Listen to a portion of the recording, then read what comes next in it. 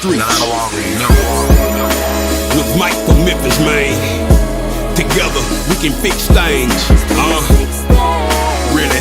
When you say, I want to be treated fairly, and I want a voice. Yeah. He saw things weren't fair, so he chose to run for mayor. You get up and do something when you really care. It's Memphis 360. I'm with you. In the meantime, It's Memphis 360. in the meantime, in between time, we got folks shooting people up out the frame. Anybody said a word. We've become accustomed to people dying in this city. Yeah. It's Memphis 360. Turning the TV on and the news and see our loved ones and see young people that are out of control. And now you see, okay. We talk about incarceration. We talk about the youth. We talk about giving them the ability. We talk about investing in young people and investing in the community. See, I hate ignorance. I hate when people make decisions about things and they make statements and they haven't done their research. How can you fix the problem when you don't even know what the problem is? We need some help in this city. It's Memphis 360. See, I hate ignorance. It's Memphis 360. Man.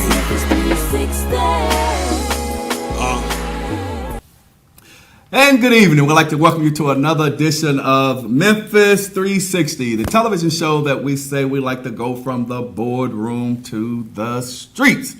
How can you fix the ills and woes on the bottom when you are residing at the top and you don't know what's going on at the bottom? You know, we got a lot of good people in the city of Memphis. The city of Memphis is the best city that there is. How do you know, Michael? I've lived all over the world. And I'm going to tell you, it's no place like home. Memphis, Tennessee. I am a native Memphian. And I have the honor of having the Honorable Judge Deborah Henderson, who now currently is in Civil General Sessions, Civil Courts, Division 4. Division 4. And I'd like to welcome you to the show, ma'am. Thank you very much. Let me thank you for having me on board. Look, I am honored. I have had the privilege of having so many esteemed individuals. I've had you, as of today, the Honorable Betty Thomas Moore, Lambert, Ryan. I've had Judge Anderson and Judge Lucchese. I've had Wanda Halbert. I've had Eddie Jones. I've had, next week, I'm going to have a candidate, Worth Morgan, who is running for mayor. Now, I always have to caveat that with, I got in touch with Mayor Lee Harris and offered him the ability to come on. There's still time, sir, if in fact you want to come on the show. And I believe on the 28th, we're going to have the Attorney General, Amy Wyrick, who's going to be on the show. And we're going to probably have a couple of other individuals as well. So we definitely want you to tune in. And this is a platform. We don't charge anybody to be on this show. It's not about the politics. It's about us providing an additional service to the community in that we want you to get to know the candidates. And we want to talk about all of the judgeship stuff and the clerk stuff and all of the things that they're doing and have done and all of that. But we want you to get to know them as a person, because a lot of times you guys are out here in the community, you're on a forum, it's all formal. Yes. There are formatted questions. You know, I've been there. Yes. And it's kind of like you may get a couple of minutes to speak or something to that effect. But on this show, I want individuals to actually be able to go back, because you can also catch us on Comcast Channel 17, Roku, Uverse, what else? Fire, and Apple TV as well. Okay, so you can go download the SVP TV app, and you can watch the show on demand at any time. Or you can come to my Facebook page, Michael R. Williams, and you can see the show as well. And I want to thank you guys so much for tuning in. You've been riding with me throughout this campaign. So, Judge, tell us a little bit about you. Are you a native Memphian? Yes, I am. I am right. a native Memphian. Okay. I started my education in the public schools, Cummings Elementary. Cummings Elementary, Oh, wow. yes. And Okay. when I left Cummings, I went to Bellevue Junior High. Back then, it wasn't middle school, it was junior high school. Right. And then Central High School. Okay. I attended and graduated from Christian Brothers College. Okay. It's now Christian Brothers University, but it was Christian Brothers College in those days. And at the University of Memphis, Cecil C. Humphrey School of Law. So I pretty much lived in Memphis all of my life, except a few occasions when I moved away Right. for a few years. Okay. Yeah. So, you've been in Memphis a long time, and I Yes. know with all of those degrees and different things like that, what makes you want to stay in Memphis? Because a lot of people are trying to exodus out of Memphis these days. What makes you want to stay in Memphis? Well, that's an interesting question because early on, when I had the opportunity to move from Memphis, there was no place like home. Exactly. There was no place like home. Okay. I found places that were interesting to visit, but I never thought that I would want to make my roots in those cities. Atlanta, for example. Right. I lived in Atlanta for several years, and it was a very, very exciting city, but it never felt like home. Yeah. And so I came back to Memphis, and it was just before I entered law school that I came back. And I was working for an airline. And so I just decided that Memphis was going to be where I lived. Okay. And I continued to work for that airline even through law school and after I finished law school, because actually my intent was to make my career with them. With the airline? With the airline. Okay. I wanted to, once I graduated from law school, I thought that I would be able to get into their legal department. Oh. And that didn't work out.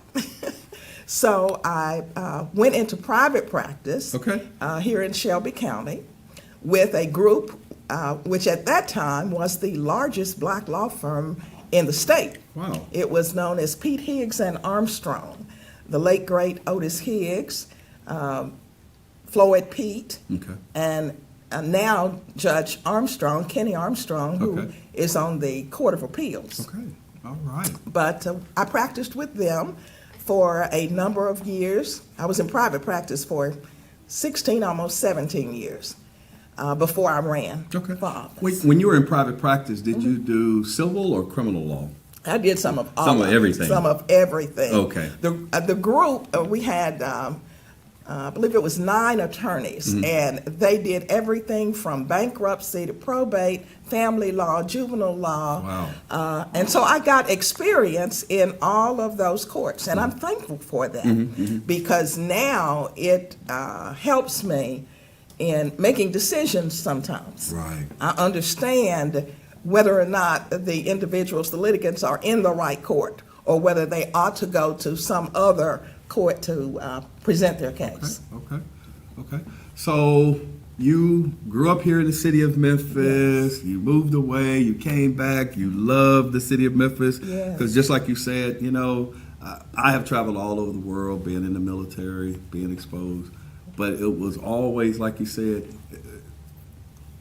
New York, Chicago, Los Angeles, all of those places, they are good cities and they have what they have. Yes. But for some reason, I always felt comfortable here in the city of Memphis. Yes.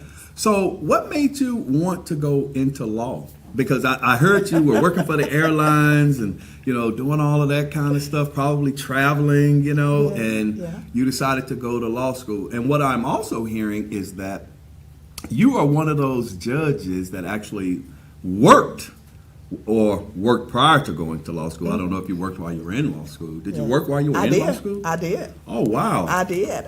Actually, That sounds hard. it was hard. Okay. And in fact, I'll have to admit something that I could not have admitted when I was in law school, and that is that I was working full time. Really? And attending law school full time. And here's the reason I had to do that. I was admitted to the day school in law school, and I had a full-time job. I had a child to take care of, and of course, a home to try to take care of. Wow. So it was make a choice, Deborah. Do you want to go to law school badly enough that you are willing to work full-time, or do you want to just forego your dream and do what most people do and say, well, I've got to pay bills? Wow, the number to call is 244-6874, 244-6874-901. If you have something that you want to ask Judge Henderson, she's right here live on Memphis 360. I'm going to tell you, a lot of people in today, and we were talking about young people before we came onto the show, and I'm finding that a lot of young people, they want it and they want it now. They don't, we kind of waited and developed and worked our way into being a judge. I'm hearing, you had a child, you were working a full-time job, you were attending law school, but people will look at you and they'll say, especially young people, oh, well, you're a judge. You don't know what I'm going through. But they don't know your story. They don't know my story. They don't know your story. And that's how come I love this show, because, we got Judge Henderson to kind of bring it on down a little bit. And, but that is something else, to know that, you didn't, it wasn't given to you. It didn't just kind of happen. You worked hard for where you are. Absolutely. And you asked me a question earlier. You said, what made you want to go to law school or practice law? Well, of course, I didn't know. I grew up in South Memphis. Right.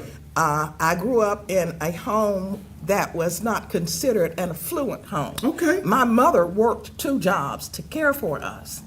And, but when she always taught us that if we wanted something and we were willing to work hard enough, that we could achieve it. Yes. Now, I didn't know any lawyers. She didn't know any lawyers. Right. But there used to be a program on television, and I'm going to tell my age now. Not Perry Mason. Yes. Not Perry Mason. Not Perry Mason. Right. Was one of my favorite television shows. Okay. I loved it. And not because he reminded me of anyone that I knew, but it was the idea that this man had so much power that he never lost a case. He always had investigators around him and people who worked for him. And I thought to myself, well, if he can do that, why can't I? Yeah. So that's the reason that I think I had the desire to go into law. Now, I had a best friend at the time, and she and I always talked about what we wanted to do. She wanted to be a doctor, and she tried to convince me to be a doctor with her, and I said, no, I don't like blood. So my choice was law. Right. And so from an early age, I decided that I was going to be a lawyer. Wow, that's something. I remember Perry Mason, and I used to watch Perry Mason as well. But there were a lot of good shows. Like you said, I tell people I grew up in North Memphis over by Scudderfield. We didn't have a whole lot, single parent household at one juncture in our lives, and then my mother got married. But even though we didn't have a lot, they always stress the fact that you could do anything you want to do. That's right. You can be anything you want to be. And we expect. That's right. We expect you to do more than what we're doing now. That's right. And they sacrificed. Like you said, your mother, listen to this, people. Judge Henderson's mother worked 2 jobs. And, I was all over your page, your Facebook page. I really was. I was all over your page because I like to know about the people that I kind of deal with. And I know you lost your mother, and I'm so sad about that. But I went further back. And what I saw was you definitely spent a lot of time with your mom. It would look like it was a loving, nurturing relationship. Looked like you wanted to make sure that she was taken care of, and and all of those kind of things. Yes. And that, that's what it's all about. When you talk about family, and I saw your sister. I think that's your sister. My sister. Yeah, yes. I saw your yes. sister. So see, I've been snooping. I've been snooping, ma'am. I'm the police. I ain't gave up. I've been snooping. But I kind of wanted to know Judge Henderson. Well, Deborah Henderson. I see Judge Henderson all the time on the bench, and I know you're efficient in that courtroom. You got it rolling. You're doing what you do and making things happen.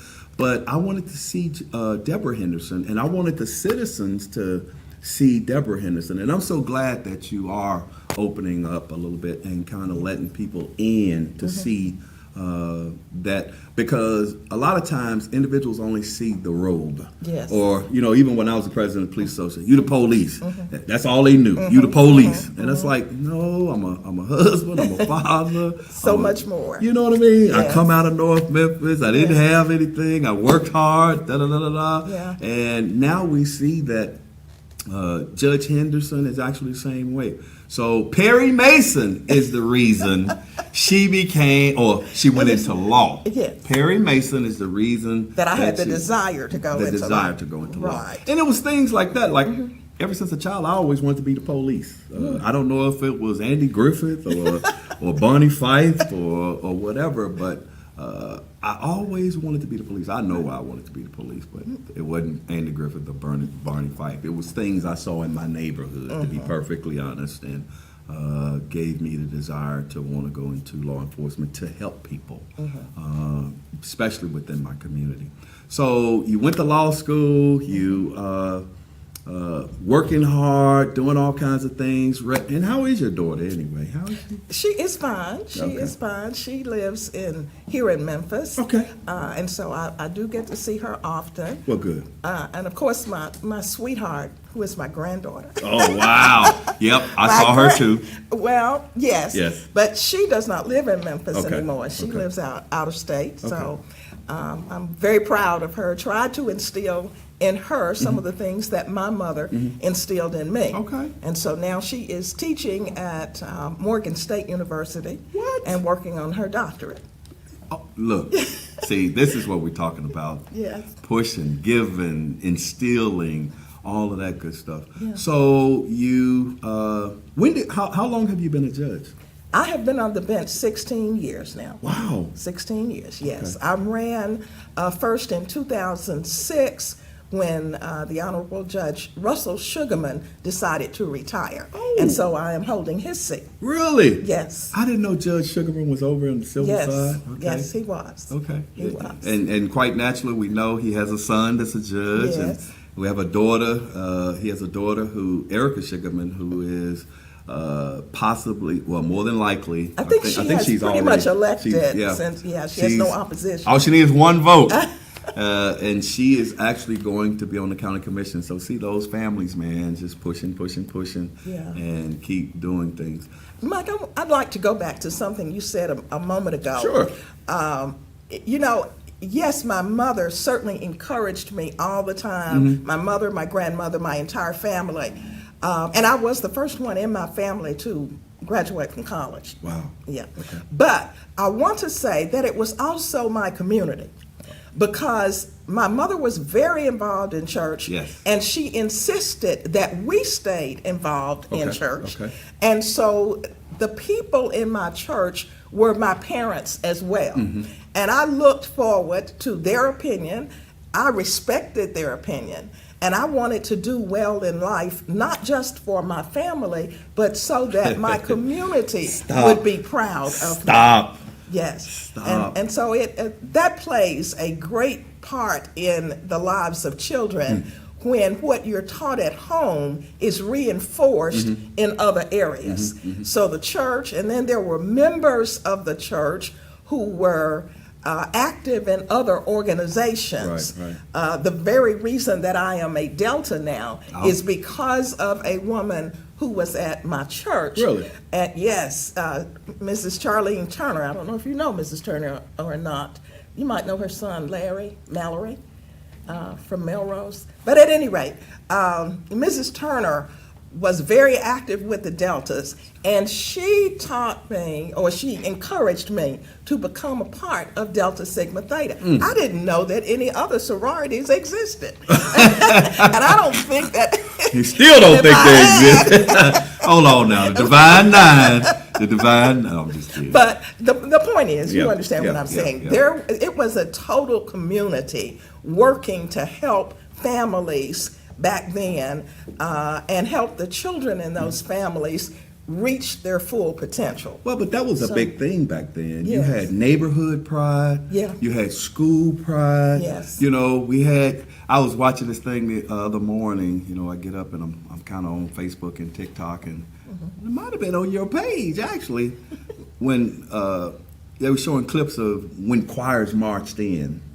You remember back in the day, you know, the choir would be out in the vestibule, Yes. and the organist and the piano, they start playing and Yes. bumping, and here come the choir marching in, you know. But just like I went to Manassas, man, it was so much history and so much pride, and a lot of the teachers, my mom went to Manassas, so, you know, a lot of the teachers were still there when I got there. They're like, boy, I'm going to tell your mama. You know, it's like, yes, sir, yes, ma'am. That's right. But they also, they pushed you. They pushed you. They knew your strong points. They knew your weaknesses. They pushed you in the directions to excel and to achieve. And but you're right. And when you talked about that, it got me to thinking about how we wanted everybody to be proud of us. Absolutely. We wanted everybody to be proud of us. Yes. So therefore, you know, it was kind of like you didn't do those bad things. You know, Miss Luella said, straighten up, you straighten up. Straightened up. You know, I'm That's right. going to tell your mama on you, boy. Go on home. Yes, ma'am. You know, or what have you. So how have you liked being a civil court judge? I have loved it. Okay. If you want to know the truth about Okay. it, I have loved it. I think that I am doing now what I was put on this earth to do. Wow.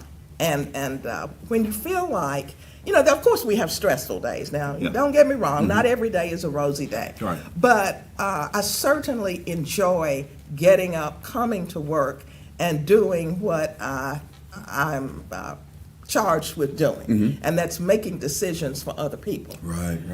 It gives me an opportunity sometimes to be creative. Okay. Within the confines of what the statutes allow me to do, but certainly to use that in a creative manner to make solutions and create solutions for others.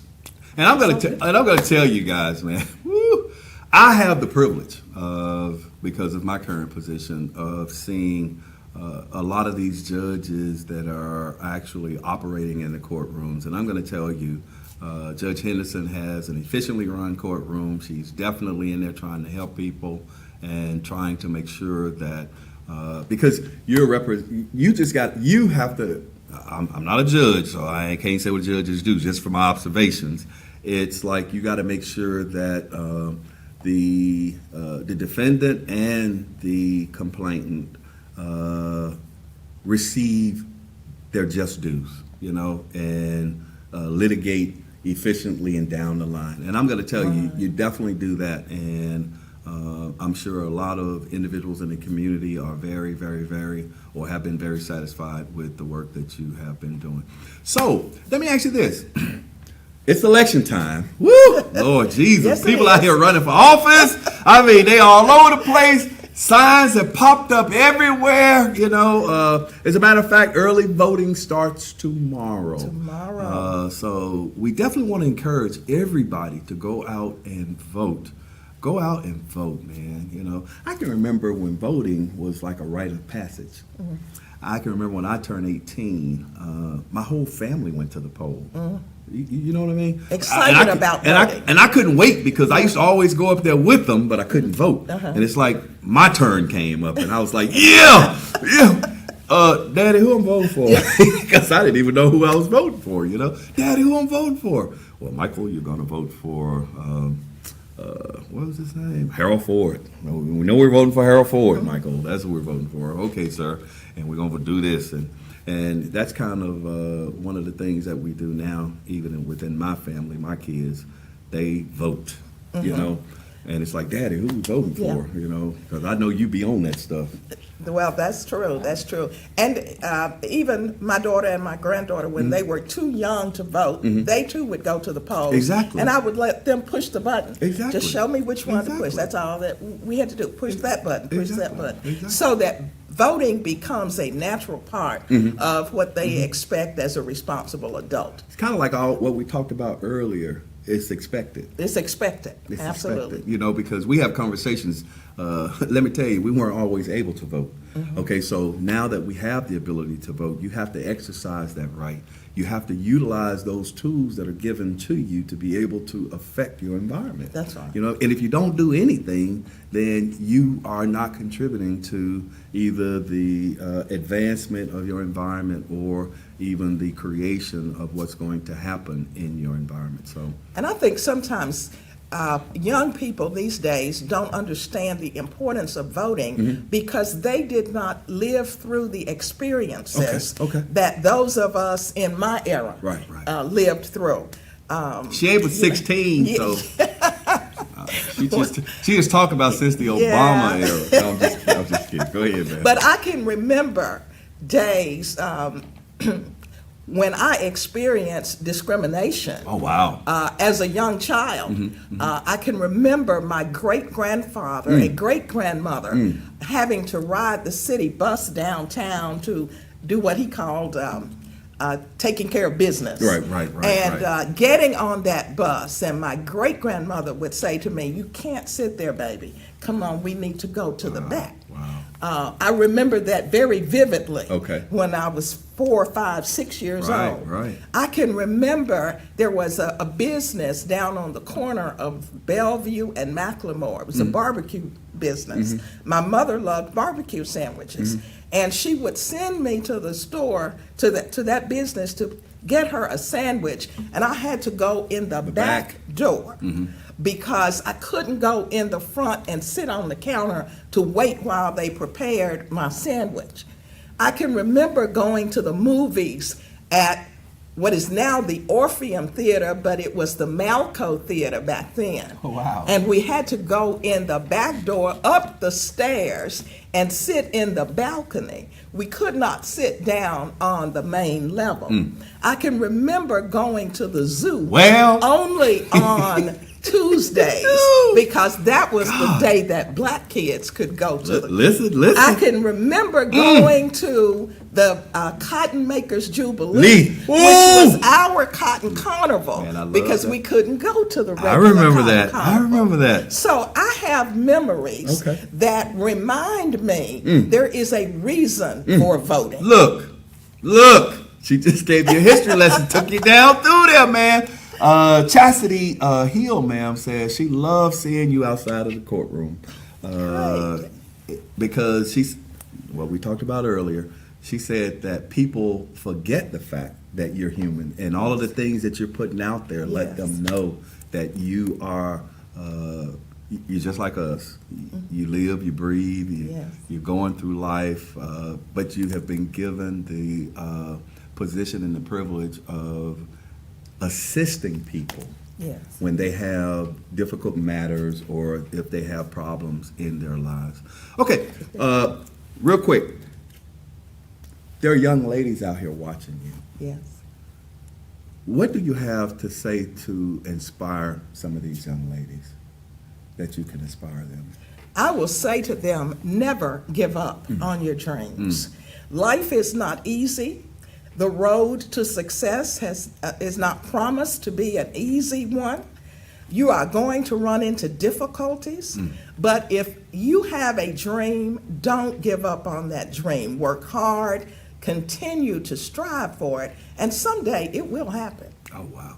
Okay, now, last thing, Judge. Tell these people why they should vote for Deborah Henderson once again, because evidently they have had full faith, fidelity, and confidence in you twice. Yes. So why should they give you a third term? All right.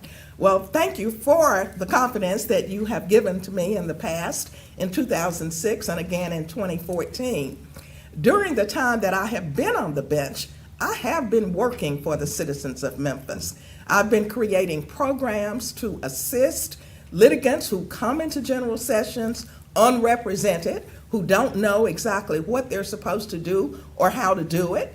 And I'm still working on creating some of those programs. Right. So I think if you give me, I know that if you give me another term, that you will see an improved General Sessions Court.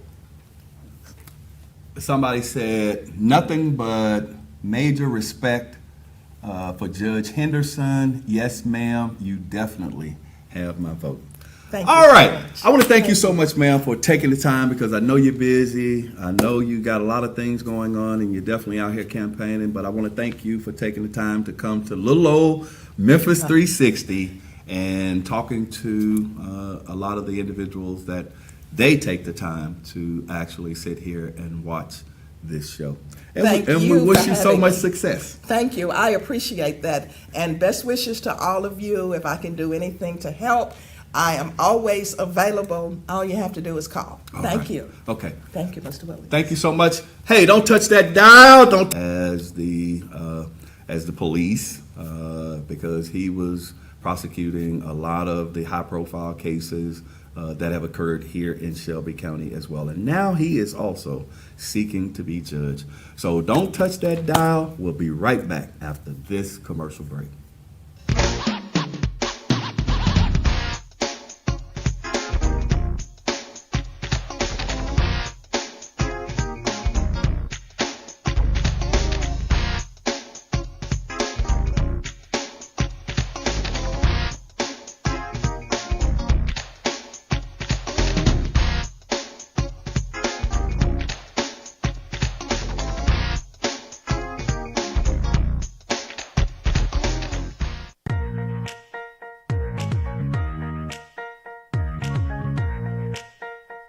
Hey folks, it's Issa Haddad here. I got some good news and a special invitation for you to come see me here at Sunrise Collierville. Come on down, check out my inventory with new, pre-owned, and certified vehicles to choose from. I can get you finance when no one else can. Come on by, bring your family. I treat you like family. Come see me, Issa, here at the #1 dealership in the Mid-South, 4605 Houston Levy Road, Sunrise Collierville. Come on down, check out my inventory with hundreds of vehicles to choose from, pre-owned, new, and certified. Good news from Sunrise Chevrolet. Get in your new vehicle today. Come on in, ask for Issa. Bankrupt, slow pay, bad credit, it's okay. Let Issa put you in your brand new truck or car today when you shop at Sunrise Chevrolet Collierville. And don't forget, ask for me, Issa. For over 20 years, OPOX has been keeping the Mid-South warm in the winter and cool in the summer. OPOX is family owned and operated, so our family will take care of yours every step of the way. And right now, you can double up and save. Buy a new AC unit and get 50% off a new furnace to match it. Count on OPOX for fast and professional heating and cooling services. Count on OPOX.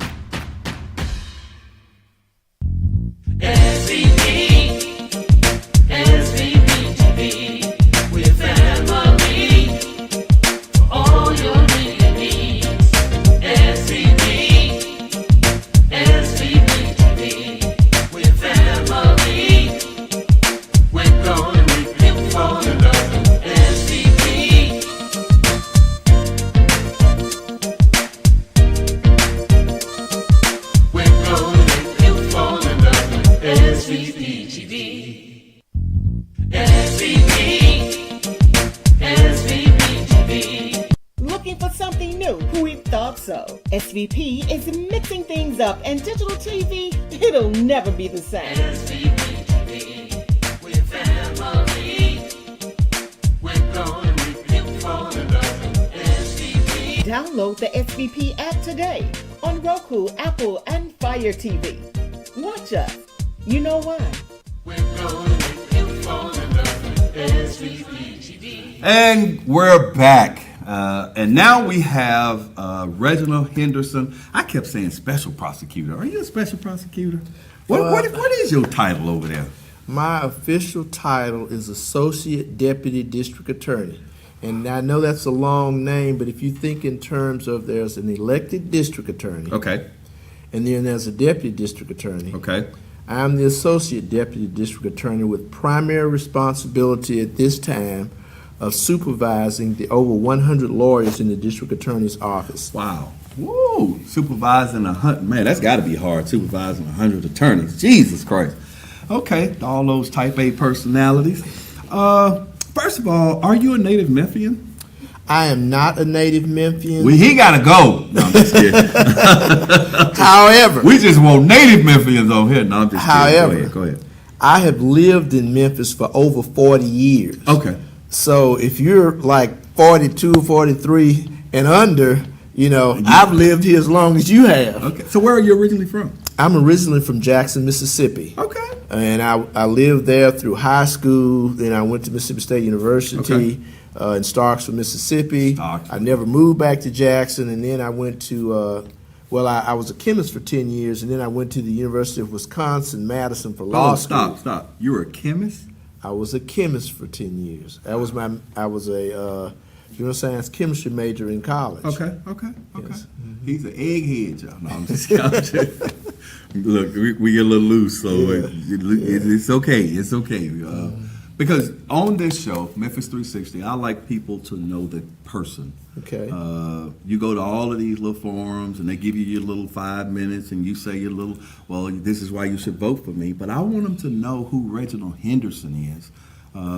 Because just like with Judge Henderson and Betty Thomas Moore told us, you ain't got to reveal. You just be free. But we've already learned that you're from Jackson, Mississippi. We've already a chemist. See, I never knew that. Yes. A chemist? Yes. See, and that's why I say you're an egghead. But what I was really alluding to is you're a very intelligent young man. Well, this is the thing. Mm-hmm. Even though like I said, I'm not a native Memphian. Mm-hmm. I've probably been here longer than a lot of people been born. Okay. I actually was born in Shelby County. Really? Yes, because when my mother was pregnant with me, she was living in Batesville, Mississippi. My father was in the Army in Germany. And the nearest VA hospital was out there in Millington in Shelby County. Wow. So I was actually born here in Shelby County. Ain't that something? And then, of course, moved back, and through high school, I was in Jackson, Mississippi. And from that point on, I went to become a chemist for a number of years, finally becoming a chemist in what was then Piperton, which is right outside Collierville, when there was nothing but the country out there. And shortly after that, I went to law school. What made you want to go to law school? Well, I originally was interested in pre-med, in medical school. Wow. And I had gotten in medical school, but there were some problems with my transcript from a small school where I took 6 hours. They never sent it. And I was in school, medical school, and they gave my seat away. And my sister, who was an attorney in Jackson, Mississippi, said, why don't you try law school? I told her I wasn't interested. I didn't like all that double talk lawyer stuff. But I decided to go on and give it a try. And next thing I know, I had a bunch of schools saying, hey, come to my school. Wow. University of Wisconsin was a national school. They gave me a scholarship. I went there, and the rest I followed from there. I had a job offer actually up there in Wisconsin, but it was a little too cold. I was just going to say, you went to University of Wisconsin and got their law school up there? Yes, sir. Big law school, University of Wisconsin, Madison. That's the main campus, like UT Knoxville here. Okay. The University of Wisconsin, Madison. That was. I think you're like the second person that I've heard or that's been on this show within the last couple of months that said they went to law school up in Wisconsin. Yeah. So evidently they got it going on up there. Okay, so you went to law school up in Wisconsin. How did you end up back in Memphis? Well, I was already living in Memphis at the time. Remember, I came to Memphis as a chemist, and I was a chemist for about 10 years. No, you were in Piperton. Look, I ain't crazy. You were in Piperton. but Memphis was the closest large city. But go ahead. I was living but in go Memphis. ahead, sir. Go ahead. I was living in Memphis. Okay, Let me put okay. it You were that just way. working in Piperton. Yeah, at that time, the place I ended up working the last time after Piperton was place. It used to be called Delta Refineries off Mallon. The refinery is still there. It's a different name. Okay. It's been Valero. It's been Williams. It's been a different name. But that was the last place I was employed before I went to law school. Okay. And I went to law school. And I got job offers up there when I graduated, but it was a little too cold for me. I know that's right. And so I said, I'm coming back to Memphis. And that's what I did. I was in private practice for a short time. And then I got a job in the district attorney's office, which is basically, it's a public service situation because that's what I enjoy doing. And, I was telling people, when I first became acquainted with you was when I first became and I don't even know if you remember this. The first time I actually became acquainted with you, I was working an airway station, and there was a case where the guy was shooting over by Melrose High School, and a kid got killed. You remember that case? I remember that case very well. Yeah. I sure do. Yeah. And Yeah. I was the officer, actually, who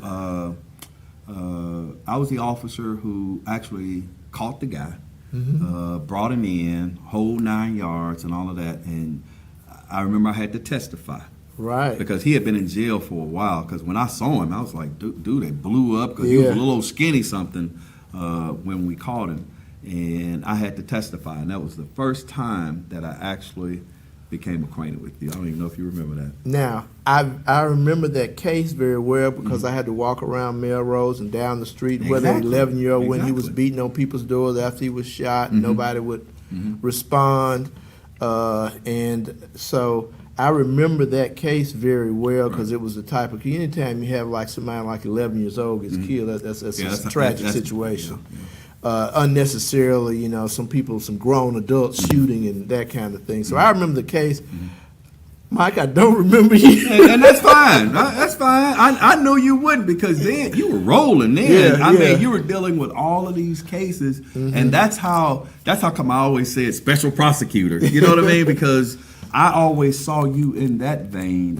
Because later on, as the president of the Police Association, I know you handled a lot of the cases that, I definitely remember Montoya Lane, I believe. Yes. And some of those cases. And Sean Bolton. So it just kind of stood out in my mind. You know what I mean? It's kind of like, that dude there, he is an egghead. No, I'm just kidding. Well, it's one of those situations where, to me, people have I think people have the wrong concept about what prosecutors are, what an assistant district attorney is, and it's really not about putting people in jail. It's really not. It's about protecting the society and seeking justice. Sometimes seeking justice simply means that this is a young kid who did something really stupid, and we don't want to saddle him with a felony necessarily. But what we're going to do is we're going to give him an opportunity. He's going to plead to this. We're going to put him on diversion because we think he comes from a good family. He's got a chance. Give him a chance. Give him a chance. And he completes diversion, and he gets this off his record, and he can move on. Right. On the other hand, you have these people who continually victimize people in the community and everywhere else. They're involved in violent felonies, carjacking, shootings, murders, all these type of things. And at that point, you have to make a decision, okay, this isn't a diversion person, this isn't a probation person. They've had all those opportunities. Okay. And so at that point, it's about protecting society because everybody is not a person who can can function in society in the way that they respect others. And so then you have to deal with that, and sometimes it ends up in a trial. Okay. I want to straighten something out. I know I was referring to Mr. Henderson as a very intelligent person. I kept saying egghead. But let me tell you this, and let me straighten that out real quick. I say that in jest because, like I say, I like keeping it a little light on this show. But I'm going to tell you this, and I've never said this. ever since the time that I saw you when I came down, and I think I had to go in and I think some people, it might have been you and some other folk, they prepped me Right. before I went Pre-trial. on to the stand. And I've been watching you ever since. But what I say that to say this, because of your persona, because of the things that you've done, and because of the position that you held, you got a lot of young men watching you, and that carries a lot of responsibility. And you didn't even know it. You know, you didn't know me from Shinola. Like you said, I don't remember Michael. I didn't remember you. I knew you later on, but Yeah. I don't remember. I remember, but I remembered you. And every time I saw you, and even now, you know, in your current role, and even in your fraternity, I have always watched you, because even people like me, you have to have people that you want to emulate, you know, and that you want to be like. So I just want you to know that you have been a positive figure in my life, even though you didn't know it. And now I'm breaking down on TV telling you guys this. But see, I don't mind, because it's true. And I believe in giving people their flowers while they yet live. You know, because when people influence your life, and when people give you the desire to want to do better and to strive, that's always a good thing. And especially when we have so much negativity in our community. And a lot of times people won't tell you that. You know what I mean? They'll give you a hard time, but they won't tell you when you're doing good things in the community, and when individuals actually aspire or look up to individuals like that. Okay, so you went to law school in Wisconsin. You came back to Memphis. You're working in as a prosecutor in the district attorney's office. You work in special cases. So that means you had a lot of experience. So, But early on, this was my plan. My plan was, I'm going to work in the district attorney's office for 3 years, because I know I can get a lot of trial experience, and then I'm going to go out and hang my own shingle and make a lot of money. Okay? Be a Leslie Ballard. Yeah, be a Leslie Ballard. That's right. Excuse me, $10,000 retainer. $10,000 retainer. That was my plan. And 3 years into it, as I got to get involved with cases, and I had an opportunity to get involved with serious cases and try cases early in my career in the district attorney's office, and you start to interact with people, and you start to meet families of victims, you know, of crimes, and you see how it impacts them. And not only the victim of crime, people don't even think about the fact that when you have like a tragic homicide, it is not just the victim's family that is affected. There are two families that are lost, because you've got a person who's never coming back, all right? And chances are you got a person who committed the offense who's never going to be free. And his family's never going to be able to interact with him the way we anticipate, you know, the family reunions and all this kind of thing. So we have a double loss in our community. And that is why I believe in doing everything that you possibly can to avoid that situation. That means talking to young men, going to schools, you know, when people ask you to speak at a particular function. Because if you move one person, you save one young man. And everybody, it's no secret, we know what the situation here is in Memphis and Shelby County with our young men. And so every time you can say something positive or give them a role model to look at, and it's just one, that's one that won't be coming down to 201 Poplar. Right, because we got too many young men that are coming down to 201 Poplar at this particular time. So you're running for judge. I am. Okay. I have never run for political office before. I've been an attorney for about 32, 33 years. Wow. I've been in the district attorney's office about 31 plus years. Wow. And you know, and by being so and being involved in the criminal justice system, I have been in every criminal courtroom in 201 Poplar.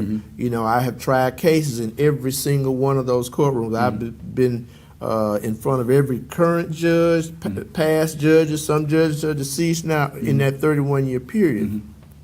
And what I have found is that judges are different depending on who they are.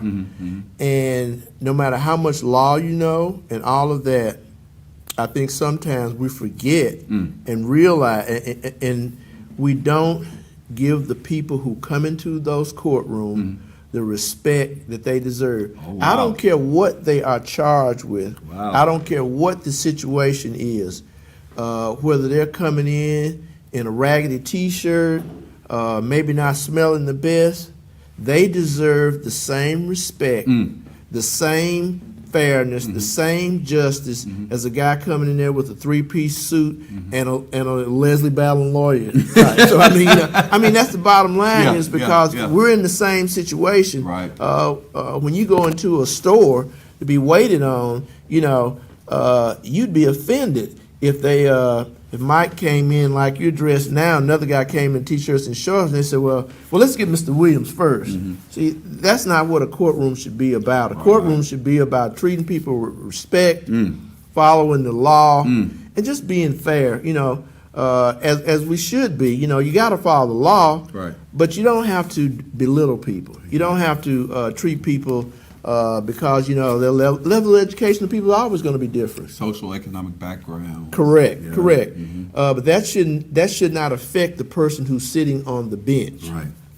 So, if you had some advice to give, because we talked about young people and how you go and speak and different things like that, what can you say to?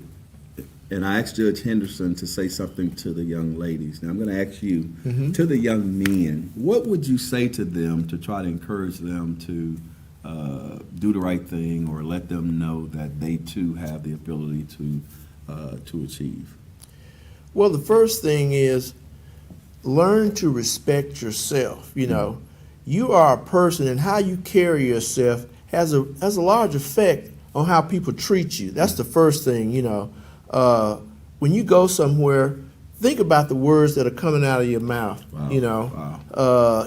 Foul language and things like that, because people's first impressions of you are what they're going to first hear. Exactly. The other thing is prepare yourself. Have a dream, have a goal. But we can say, I want to be an NBA player, I want to be Dr. So-and-so, and that's great. But that comes with preparation. No one gets handed something. You don't get handed these things. And you have to not only have that dream or have that goal, you have to have the determination and the perseverance to attain it by getting an education. It doesn't matter if you are in a public school, the most expensive private school. It's there for you. There are great teachers in these public schools in Shelby County. Yeah. And they just need you to receive what they're giving. And if you get that education and you continue to work and you decide that high school is not enough for me, I'm going to college, to widen my horizons of what I can be. If you do those things, then you won't have to worry about the everyday, day-to-day problems that a lot of us have. But it starts off with respecting yourself, respecting others, having a goal, and then be willing to work to attain it. You said you come from Jackson, Mississippi. What was your environment like growing up? I'm probably around the age of Judge Henderson that just was on here. And like her, I can remember being a little boy. Okay. And being, again, on the city bus. Okay. And I can remember stopping at the front of the bus. And then in Mississippi, Jesus Christ. And I remember it being summertime. And my mom was walking me. I said, let's sit here. And we would sit on the very back seat. And I probably was 4 or 5 years old, on the very back seat. And at that time, they had the motor in the back of the bus. And it was metal down there, and I had on a little short pants that would burn my legs, Hot, I'm like, baby. why come we can't sit? And she said, be quiet, boy, And of course, I didn't understand the ramifications of what was going on, But as I got older and, went through the turmoil of the 60s and integration, and I got caught up in that, going through school and changing schools. So I have a memory of what it was like. Was you involved in any of the marches or I was. sit-ins I and was. stuff like that? I was involved in some Wow. of those. I can remember when they shot up Jackson State University when they called the National Guard there. Wow. I remember marching out of school to go over there and support, that school, those students. I have a very good memory of that. I'm about to have you back on doing this. Black History Month. That's what I'm gonna have you back on. Okay, so which seat are you running for? I'm running for Criminal Court Judge Division 6. There are 10 criminal courtrooms in Shelby County in 201 Poplar, and one of those is Division 6. There is no sitting judge in there at this time. The judge who was in that seat was elevated back in February, March to the Criminal Court of Appeals, so there is no sitting judge or incumbent at this time. Okay. And what I say is that what you want is experience. I have been in those courtrooms trying cases like Lester Street and all those. You did Lester Street? I did Lester Street. Wow. Yeah. Oh, can you tell us real quick, some of the high-profile cases that you've handled, that you've prosecuted? Okay, like Lester Street, I don't know if you remember some years ago, a University of Memphis football player was killed named Taylor Bradford. Yes, on campus. Yes. I handled that case. And I've, of course, some of the ones you mentioned earlier with the police officers. I've handled some cases that have been. I remember one of the first court TV cases was Central Gardens case where a millionaire family of a lady was murdered. Tried that case and tried it again. In the original case, the defendants were found not guilty, and they were not guilty. We came back when we identified the blood with DNA later on, and so I've tried a lot of those high-profile type cases. I've been on First 48, I've been on court TV and those type things. But the point of all that is having the experience to know what it's like, to know how families feel, what they go through. And so that leads you to say, treat everybody with respect, be fair, and seek justice. Okay. All right, you have just heard Special Assistant, Deputy, District, something. I'm just going to say Special Prosecutor, Reginald Henderson, who is running for a judge. And early voting starts tomorrow. You got to go down the list, man. This is one of the biggest elections in Shelby County history, actually, because you got the judges running, you got the general election or primary for some of the state seats and different things like that.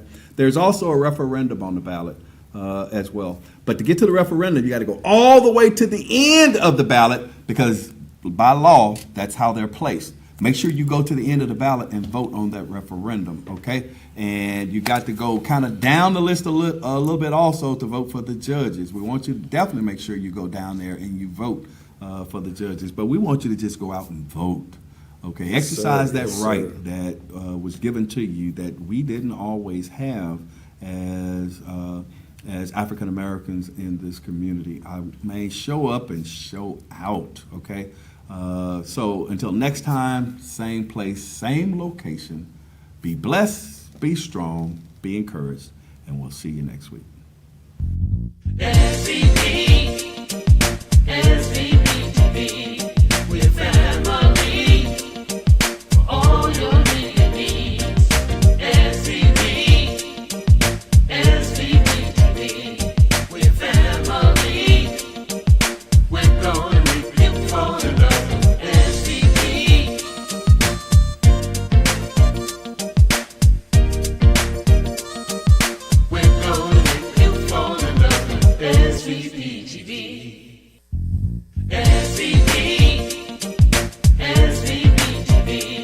Looking for something new? Who would thought so? SVP is mixing things up and digital TV. I'm JB Smiley Jr. I grew up singing this song in church. You may know it as well.